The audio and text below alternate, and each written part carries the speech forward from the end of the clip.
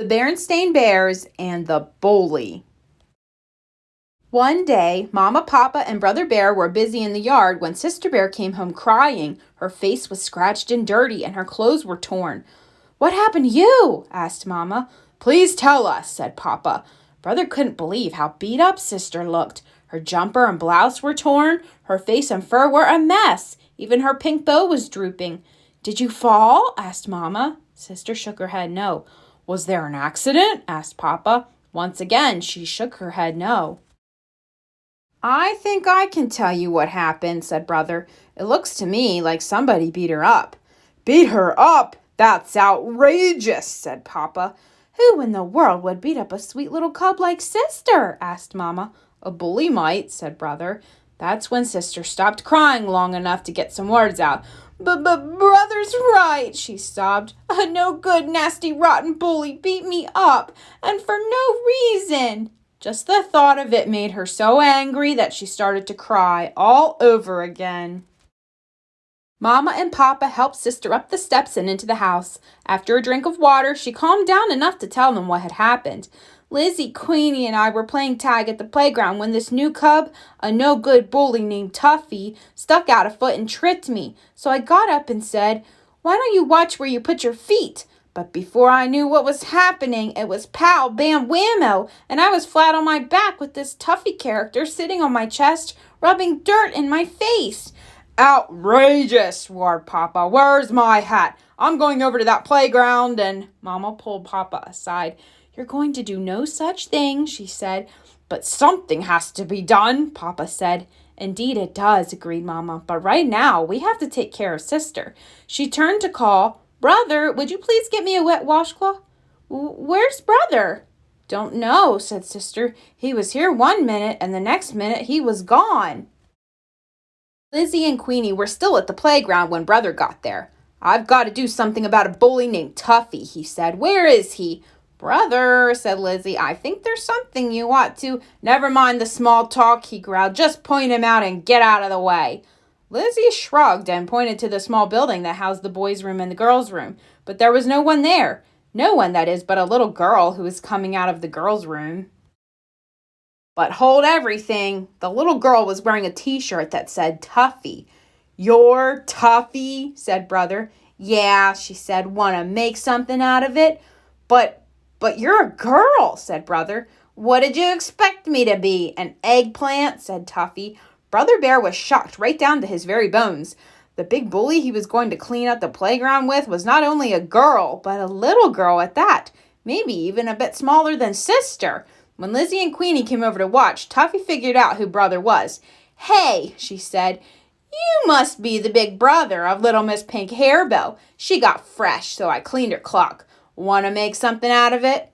That was exactly what Brother wanted to do, but there was no way he could hit a girl. If he did, then he'd be the bully. It was all he could do to turn away and leave. "Chicken, just like your sister," yelled Tuffy. Brother headed home, hands in pockets, staring at the ground. Something had to be done. But what? As he passed the school, Brother got an idea. But he would have to hurry. It was Friday afternoon and the school would be closing for the weekend. He hoped Mr. Grismeyer, the gym teacher, hadn't left yet. When Brother got home, he was carrying something in a big bag. Instead of going in the front door, he quietly opened the side hatch and dropped the bag into the cellar. Then he closed the hatch and rejoined the family by going in the front door. "Where have you been?" asked Mama. "We've been having a family meeting." I was just checking out the playground," Brother said. "And no doubt you found out that Tuffy is a girl," said Mama. "We've been discussing the situation and have pretty much decided that the best thing for Sister to do is simply to avoid this awful Tuffy person. But if she still has trouble, we'll report it to the principal. What do you think of the plan?" "It's okay," said Brother, "but Sister's the one that got beat up. What does she think?" "It's okay, I guess," said Sister, "but what I'd really like to do is punch that Tuffy's nose right through her face, then kick her in the shin, then knock her down, and—" "Now, Sister," said Mama, "we've been through all that." Good, thought Brother. Sister and I are on the same wavelength. Before dinner, Brother passed Sister a note. It said, "Important. Meet me in the cellar at 7 o'clock." The first thing Sister saw when she showed up for the secret meeting was one of Mama's big bag of dried beans sitting on a stool. There was a drawing of a face marked Tuffy taped to it, and Brother was standing beside it holding the bag he had gotten at school. He also had a book. "What's this all about?" asked Sister. "It's about that Tuffy character, and you not getting beat up again," Brother said. "Sounds good so far," said Sister.